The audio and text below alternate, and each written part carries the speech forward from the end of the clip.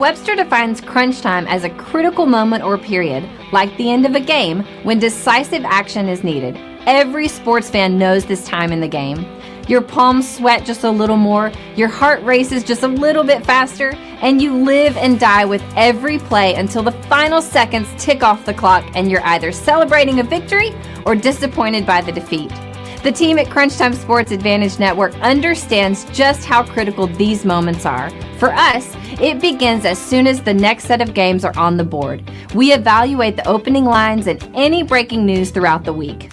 We cover each game inside and out, whether it's from inside the locker room to a huddle down on the field, the court, or the ice. We take you inside the meeting room with scouts, coaches, and executives. We have our fingers on the pulse of all the sports that we cover: the National Hockey League, NBA, college basketball, college football, and the National Football League. We are the Crunch Time Sports Advantage Network, and we're here to help you find your sports advantage. After all the data has been crunched, we then turn it over to Kenneth for the best analysis around. His unique perspective in both understanding the data and how it applies to the game and how you win is the Crunch Time Sports Advantage. Are you ready? The Crunch Time Jet is fueled and ready for takeoff, and the Crunch Time Express is about to leave the station. Your VIP pass has been approved, so all aboard.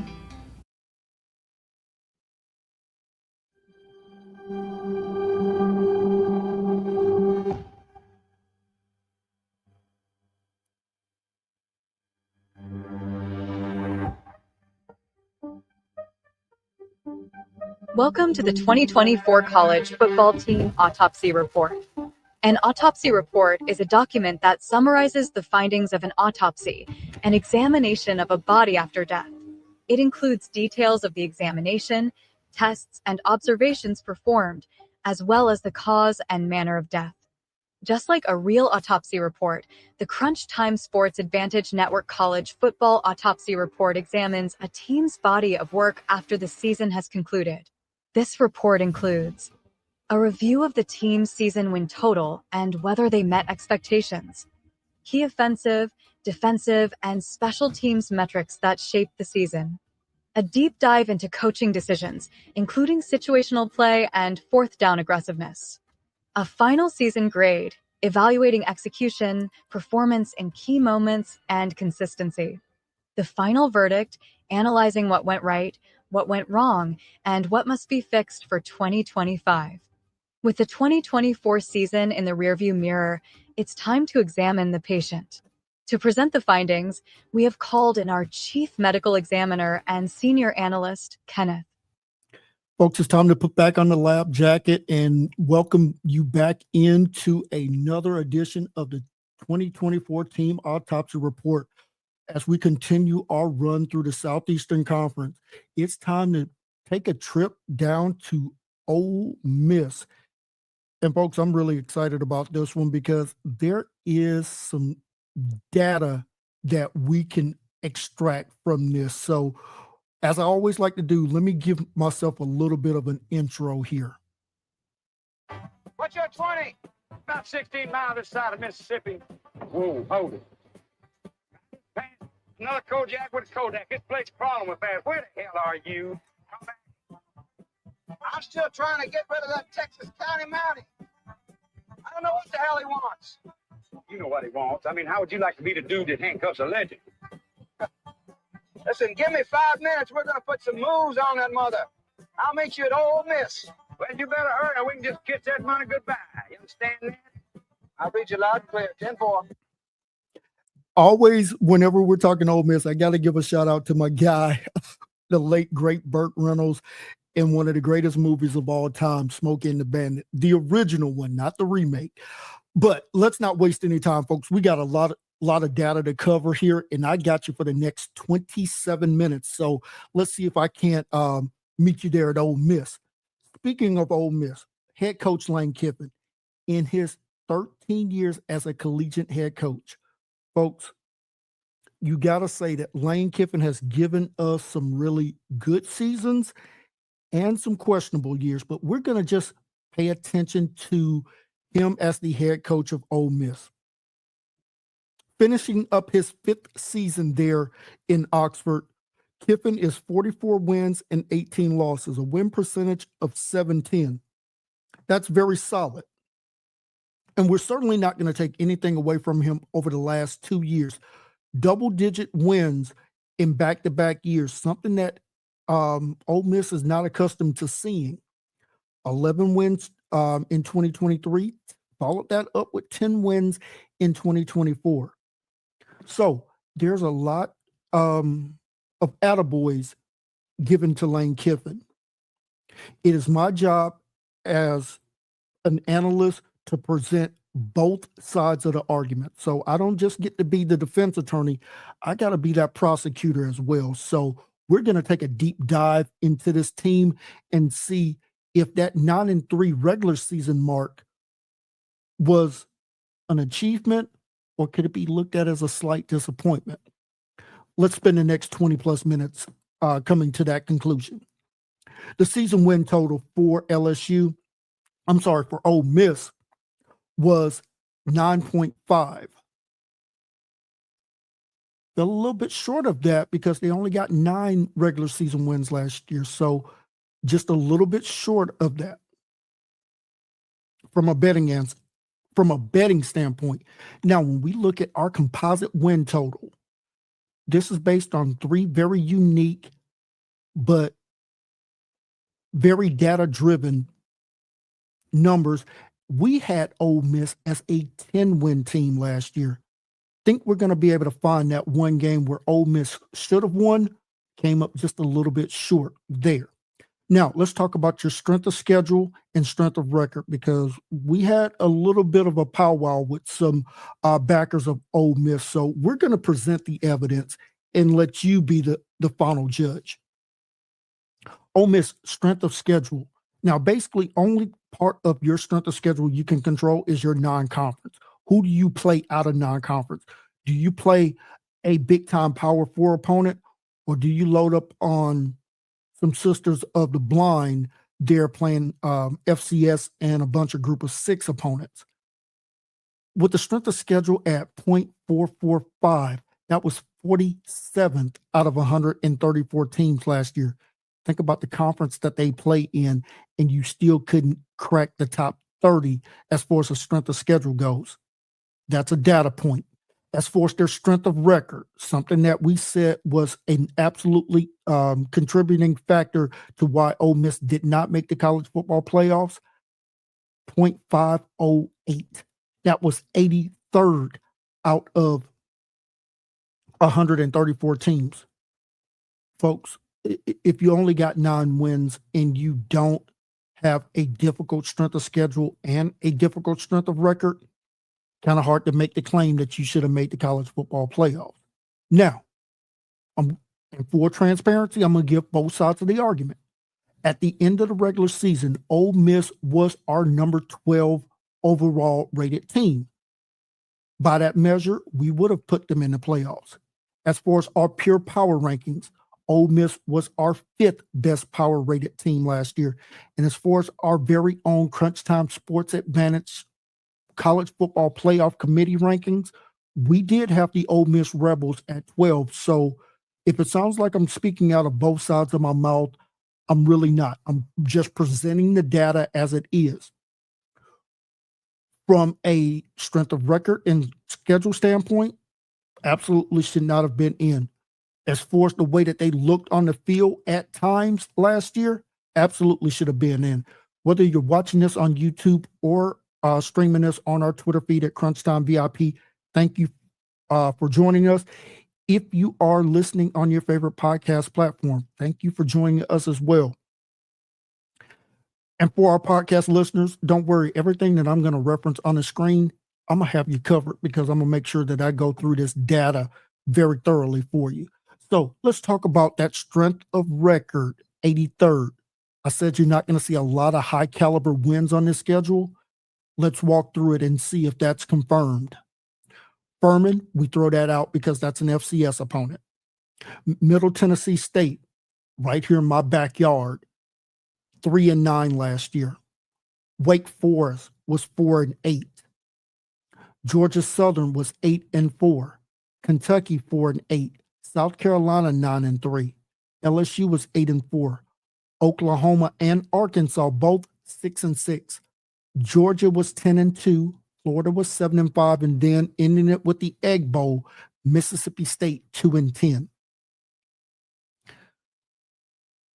You got a lot of sandwich in there of some really average to below average teams, and then your top of the food chain. Georgia was 10-2, and South Carolina 9-3. Other than that, the schedule is a little bit light. I said that I would find that one game that they lost that they should have won based on just pure data. Folks, you don't have to look any further than that game in Baton Rouge. Oh, I'm sorry, against LSU, where they lost that game 29-26. If Ole Miss gets that win, that gets you to that 10-win threshold. That would have gotten Ole Miss into the college football playoffs. Now, let's talk about how good were the defenses that this Ole Miss Rebel offense faced last year. We use a baseline of 68. How many of your opponents were inside of that top 68? And if you're looking at this graphic, you're going to see what I'm about to highlight for our podcast listeners right now. Kentucky was the 13th best defense that Ole Miss faced last year. As far as our power rankings, South Carolina was 7th overall. LSU was 29th. Oklahoma packing a punch there with their defense. There with Brent Venables, not a surprise. 8th best defense in college football last year. Arkansas was 44th. Georgia was 5th, and the Florida Gators were 17th. However, 4 of their opponents were outside of the top 80 last year. MTSU, Middle Tennessee State, was 127th out of 134 teams. Wake Forest was 86th. Georgia Southern was 84th. And then finally, Mississippi State was 108th. Folks, not a lot of high caliber fiber there. It was either playing some really good teams, defenses, or some really horrible defenses. That's just what the data is pointing out. An average power ranking of 48, you're looking at a defense that's probably on a 6-6 team week in and week out. Let's dive into the numbers here, and I'm going to start by giving you kind of the rundown of how we're going to walk through these numbers. We're going to give you the NCAA average for the offense. We're going to give you Ole Miss's accounting numbers, basically what you would find on any reference website. And then we're going to give you our adjusted number for that category. Let's start with the points per game.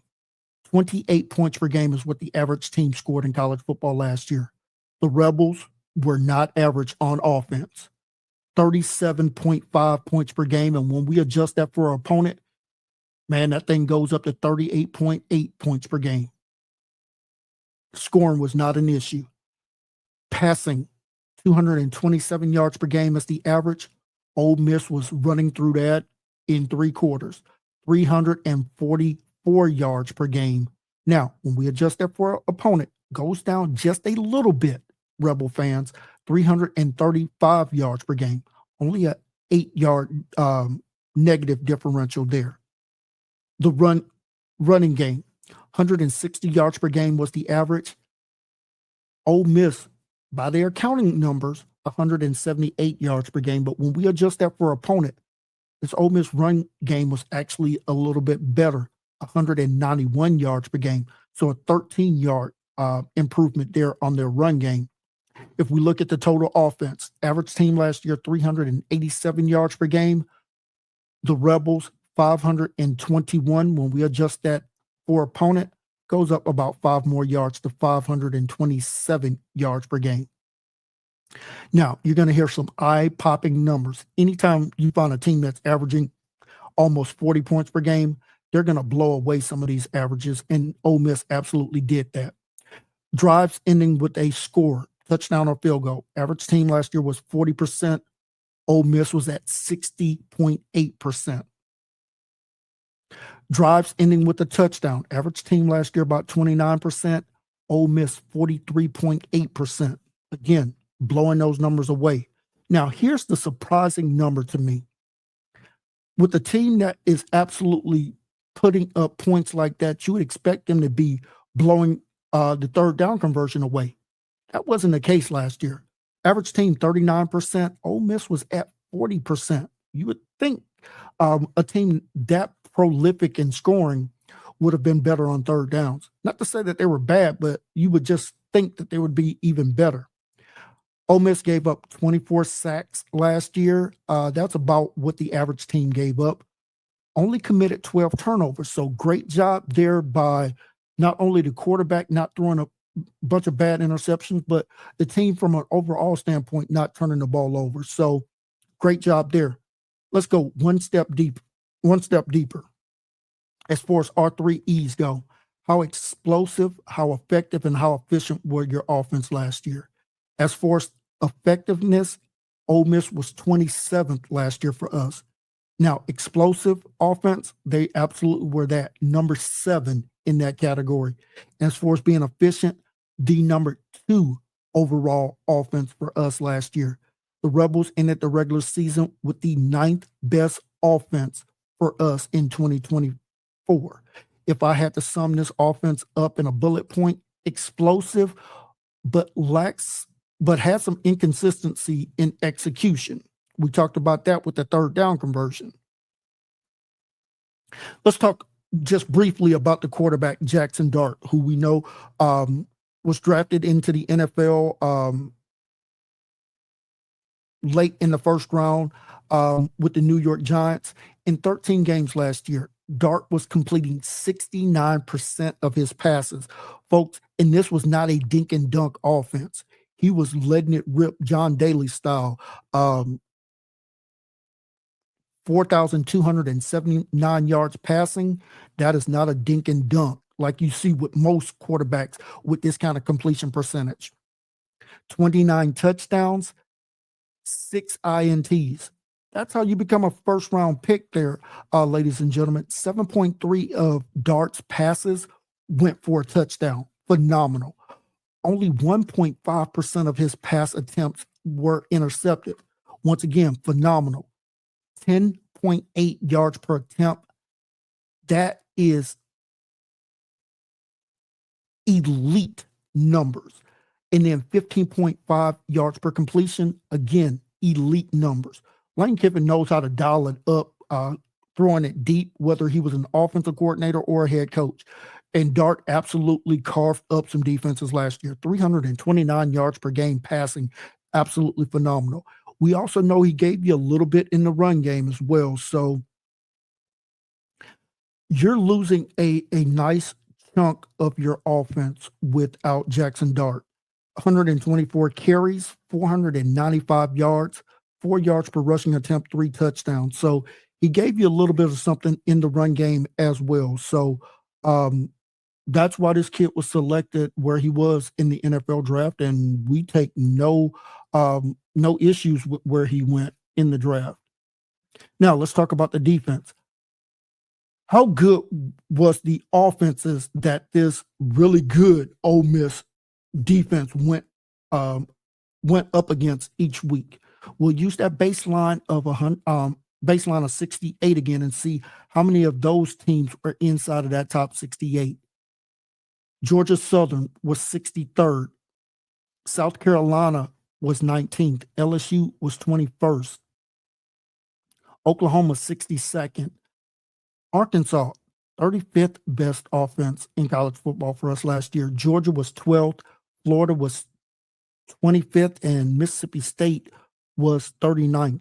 So 8 of their opponents were inside of that top 68. And want you to notice this.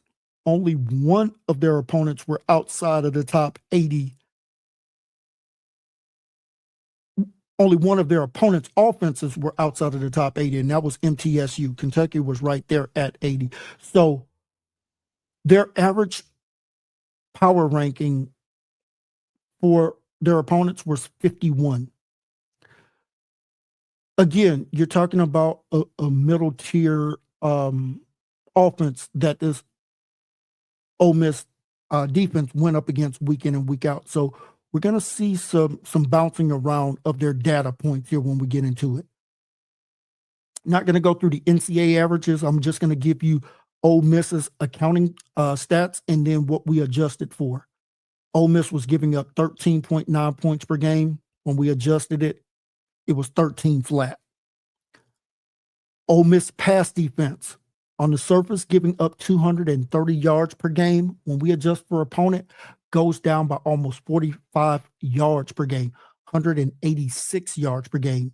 The rush defense was great, 83.5 yards per game rushing allowed. When we adjust for opponent, though, does balloon up to 120. Still really elite defense, just a little bit of adjustment there. And then as far as total offense allowed to their opponents, 314 yards per game. After we do the car wash with the running and passing, it gets adjusted to 306 yards per game. So still very, very good defense there by Ole Miss. And that's why you have 4 of your defensive linemen all get drafted in the NFL draft. So solid job there by defensive coordinator Pete Golding getting this unit to really rock and roll. As far as their opponent's drive ending with a score, only 20% of their opponent's drive ended with either a touchdown or a field goal. If you think that's fantastic, wait till you see this next number. 10.3% is what their opponent's drive ended with a touchdown. This Ole Miss defense was absolutely lights out. And then third down conversion, only 30% is what their opponents converted on third down. Phenomenal. This defensive unit was absolutely getting after quarterbacks with absolutely no regard for human life. 49 sacks on the regular season. Folks, that is double what the average team did last year. That's a lot of production for a lot of guys that are now going to be collecting paychecks on Sunday. Fantastic job there. And as far as their opponents on fourth downs, 17 conversions on 30 attempts, about 57%, slightly above what the average was for a team last year from a defensive standpoint. Did force 22 turnovers. So this defense was absolutely phenomenal. You get no disrespect from us here at the Crunch Time Sports Advantage Network about the Ole Miss Rebel defense last year. And as far as our 3 E's, folks, you're talking about running it down. As far as effectiveness, 13th in college football last year. As far as giving up explosive plays, the 4th best unit. And as far as efficiency, the 6th best unit. Folks, when you sum it all up, the Ole Miss Rebels defense was the 6th best defense in college football last year. This team could absolutely play defense, and I'm going to highlight just a couple of the guys that are no longer there. And I'm going to start it right there with their linebacker, Chris Paul Jr. 88 combined tackles, 11 TFLs, 3.5 sacks, and also recorded an interception, 4 pass breakups, one forced fumble recovery. Chris Paul was absolutely phenomenal, and we know about this defensive line, so they're going to be missing quite a bit of production with those guys going to the NFL. All right, now let's talk about the coaching and situational play, as well as the special teams. I'm going to start right here with the turnover differential, plus 10 turnover differential. Absolutely phenomenal. 7.7 penalties per game. Coach Kiffin, you want to get that down to about 5.7. So a little bit high with the penalties. 78 yards and penalty yards per game. That doesn't include the hidden yardage, which you could probably add on another 50 or 60 yards for that. So want to kind of make sure we're not shooting ourselves in the foot there with the penalties. Now, here's the big problem for Ole Miss last year. 3 games that they lost, all 1-score games. 0-3 in one-score games. As far as games against quality opponents, 4 wins, 3 losses. And we know Coach Kiffin likes to go for it. Get your popcorn ready. 24th out of 144 qualifying Division I coaches last year going for it on fourth down, 17% of the time. And with that conversion rate, I can understand why. 15 conversions on 25 attempts, 60% on fourth down. So I can't blame you when you're executing at that high level. Let's take a look at the special teams before we get to the offense and defensive splits there. 21 for 25 on their field goal attempts, 84%, phenomenal. The punting is where the weakness was. And oh, by the way, missed 2 extra points. The punting, only 40.8 yards per punt. That was outside of the top 100 there. So we'll talk about special teams being solid but not elite. So let's get to the offense and defensive splits here. In their 9 wins, you would expect Ole Miss was absolutely rocking and rolling. 43 points per game, 362 yards per game passing on 32 attempts, 11.4 yards per attempt, 16 yards per completion. Wow. That is high level execution there in their passing game in those 9 wins. 40 rushing attempts for 191 yards, 4.8 yards per rushing attempt, 72 plays per game, 553 yards per game in total offense, 7.7 yards per play. Folks, they were basically averaging a first down on 2 plays on offense in those 9 wins.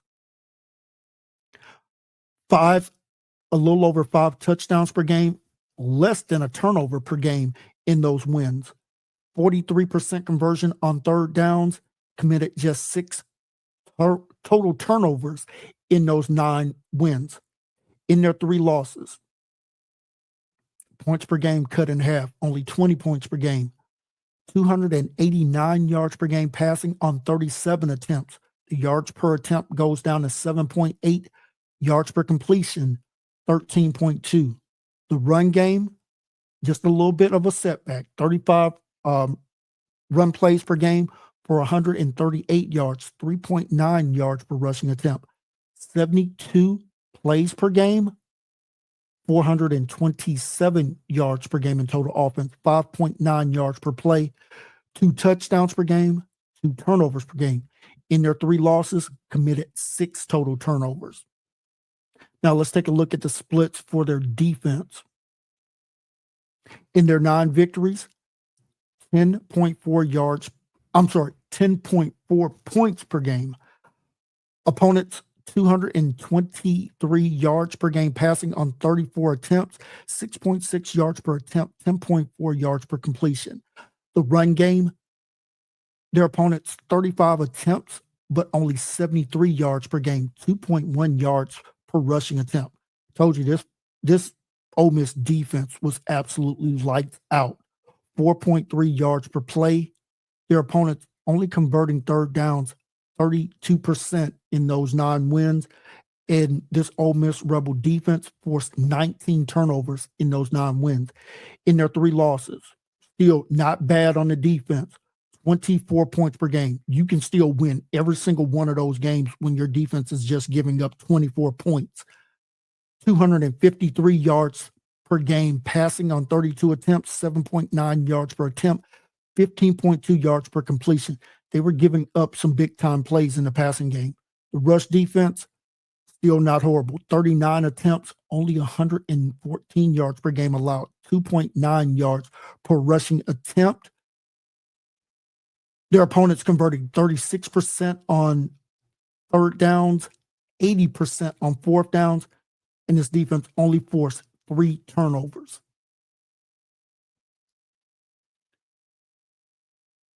So let's go ahead and get to the final grade for the Ole Miss Rebels.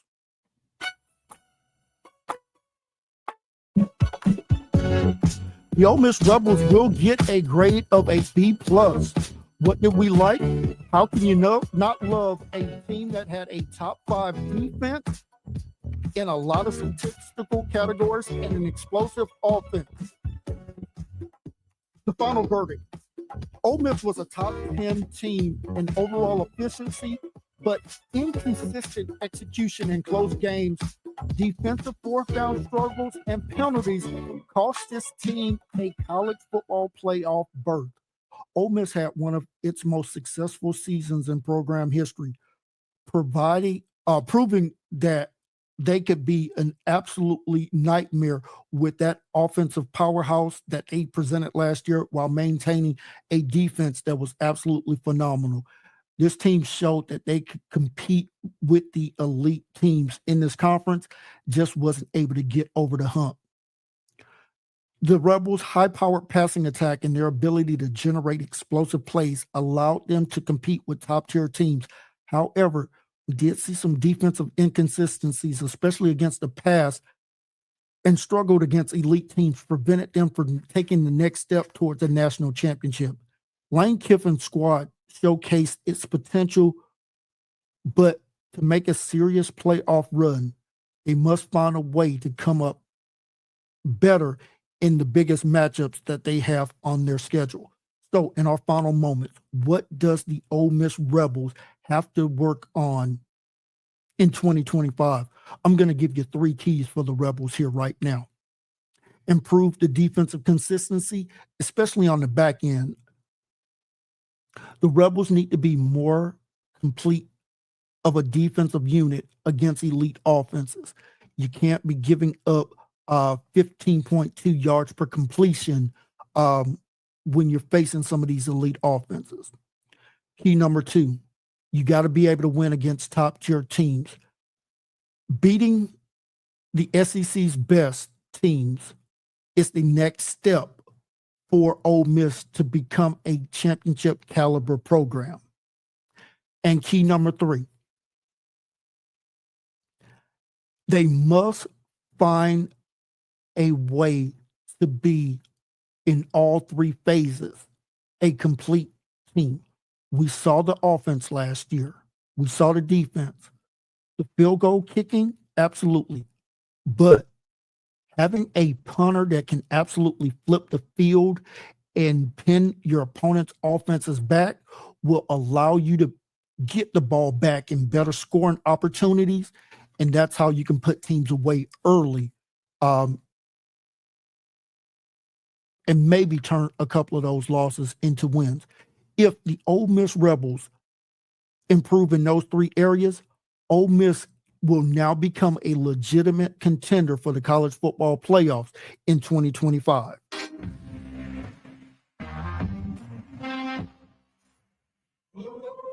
Thank you for tuning into this podcast. We hope you enjoyed today's episode and our deep dive into all things college football.